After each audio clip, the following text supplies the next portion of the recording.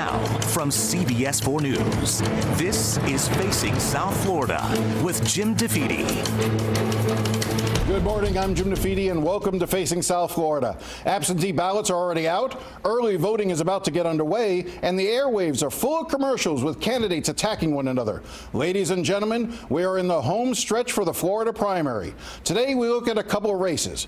Later in the show, we talk to Donna Shalala, who is hoping to be the Democratic nominee for the congressional seat being vacated by Ileana Ros-Lehtinen. But first, the governor's race is on overdrive as Democrats and Republicans cast votes. Today, we talk to one of the Democrats in the race, Philip Levine.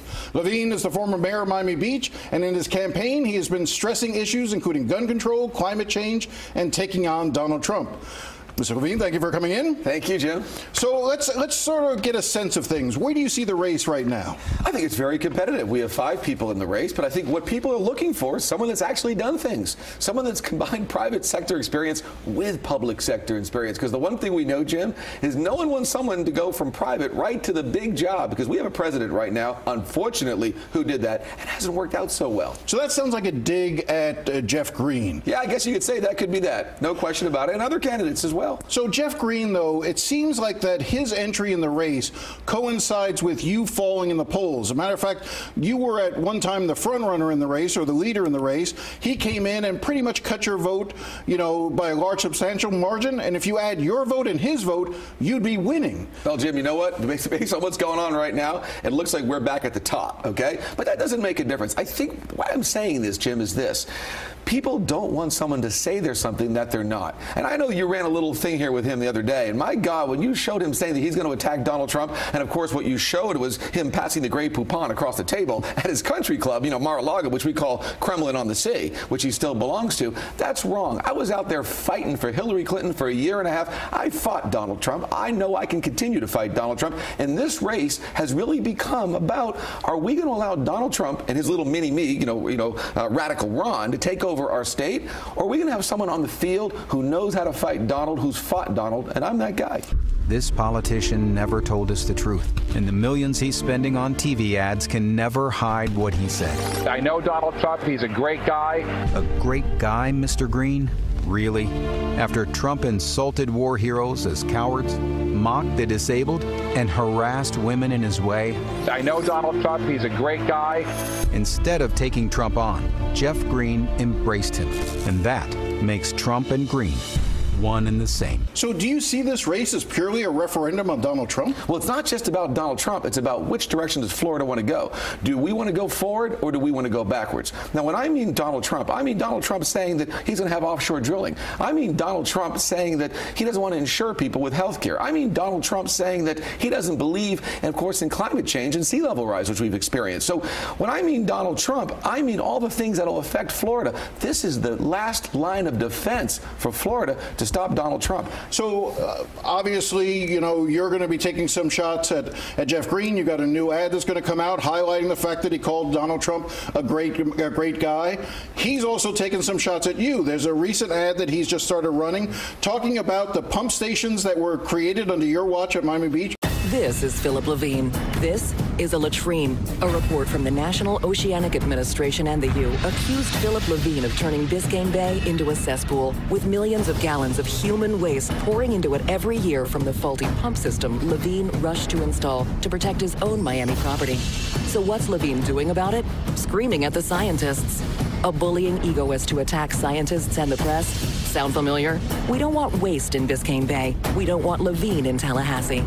His argument is that you rushed the pump stations through. Miami Herald did some reporting, suggested that may be accurate, and in rushing those pump stations through, you made some mistakes. Did Jim, you? I could tell you this. The bottom line is it's easy to run and attack someone's record when you actually don't have one. You've never been in public service. I inherited a city that was going underwater. Now, did we do everything right? No. Did we learn as we went along? Absolutely. So what 100%. Did you do wrong? But tell me what you did wrong. What we wish we had done literally is put generators on faster. But let me tell you what we did do. We raised our roads, put in pumps, raised raised our seawalls. We took a city that was going underwater, and literally I was able to win the most prestigious award and honor from the President of France, which was the Officer in the Legion of Honor for my work on climate change. The Urban Land Institute came in afterwards and did an entire review of the process under new Mayor Gelber, and they said what we did was brave and courageous. I am proud of what we did. The Rockefeller Institute, the Rockefeller Foundation stood behind us, and my God, the people of Miami Beach are a lot drier today. And I can tell you this, there's no question that we became an international model. How do you argue, or how do you make the case against those who would say that those pump stations you put in, the streets that are drier now, the sidewalks that the sidewalks that are higher benefited property you own and your contributors own? Jim, you know, that's politics. I wish I owned the entire city of Miami Beach, but I don't. I own a small little section. And but did it not benefit from? And I think the entire western part of the city benefited. In fact, I own a little property in there. It makes sense. But I think what's most important is this, to understand. For 100 years, the way the irrigation and drainage system in Miami Beach worked is it rained on our streets and the water went out of our seawalls unfiltered. For 100 years. After I became mayor, we put in filtration and vortex filtration systems to clean the water. And by the way, it's never been filtered before. We were the first to ever do it after 100 years. Now, can we do it better? Can we always improve? Absolutely. So let's turn the attention to guns. You're wearing an orange ribbon for those that died at Parkland. Yes. You have 2 commercials that are running featuring parents of those who, 2 of the parents who lost children in the Parkland shooting. Talk to me about guns, but also talk to me about, were you at all concerned that using the parents of those victims is almost exploitive? No, absolutely not.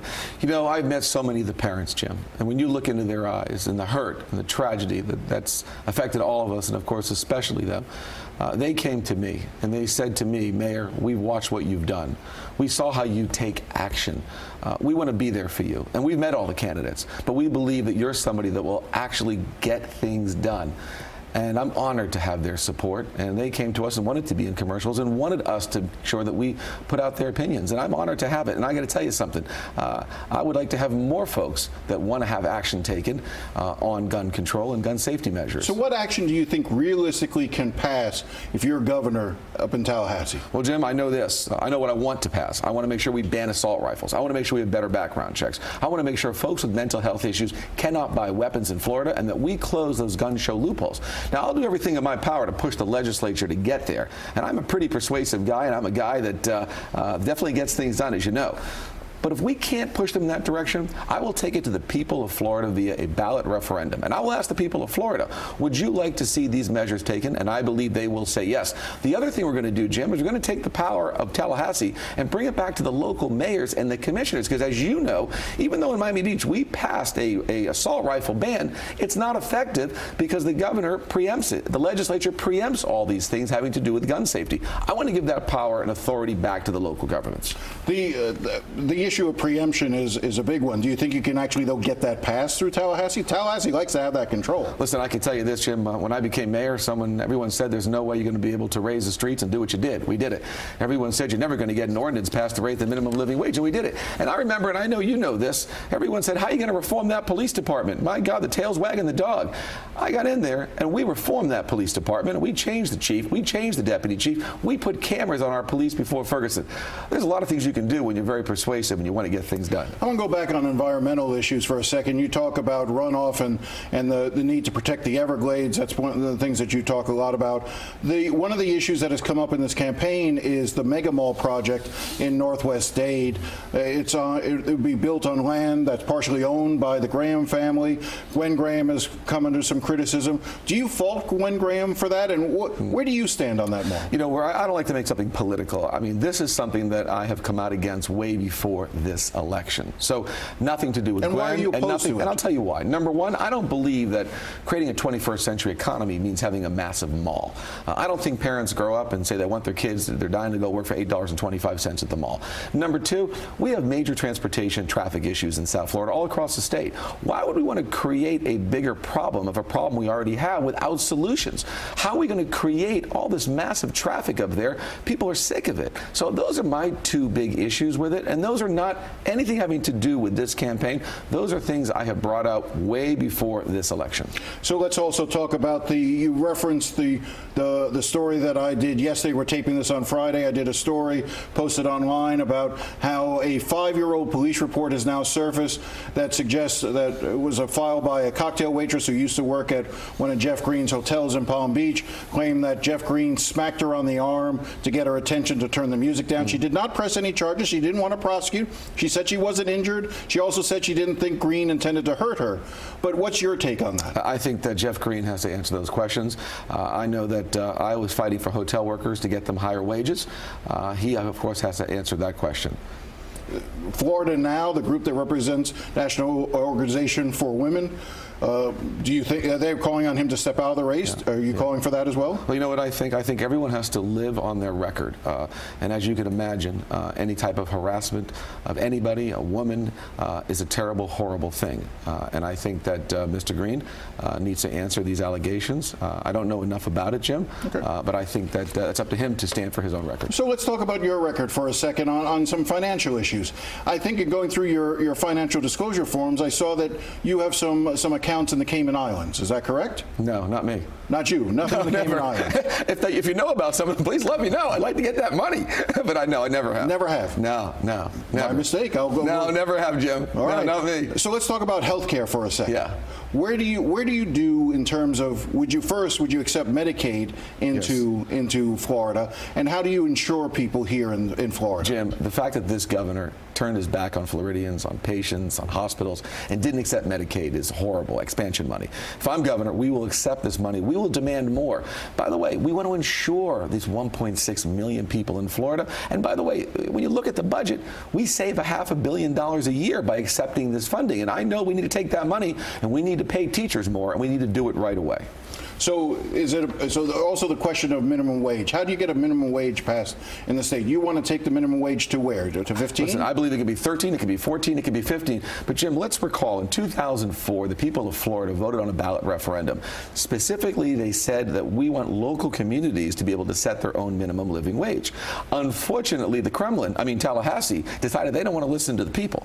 And so I believe we should listen to the people and let local communities set their own minimum living wage. And let me tell you why. Because what it costs to buy a hamburger in Miami Beach is a little different than what it costs to buy a hamburger in Pensacola.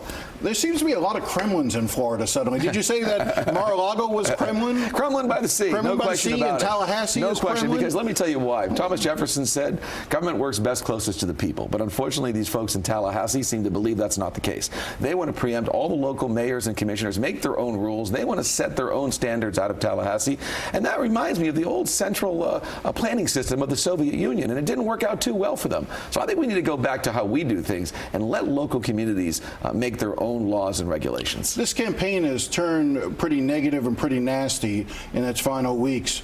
Is that just the nature of things? Do you regret that you're going negative at this point? Well, listen, all we can do basically is resign. I mean, I'm sorry, to respond to. Oh, did you want to resign? No. I don't have an office to resign at this point, but I'm running for one. But we have to basically respond to negative attacks. We have not done so to this point. We've been very, very positive. But unfortunately, when Mr. Green sees, I guess, that we're doing so well that he wants to go after my record, which I am very proud of, in making sure that our city is dry, we need to respond in kind, and that's what we plan to do. So climate change, obviously a major issue. We talked about it a little bit. What can the state of Florida, though, realistically do when it comes to issues related to climate change? Well, the first thing we need to do, Jim, is we need to admit that we have a problem, that climate change and sea level rise is here to stay.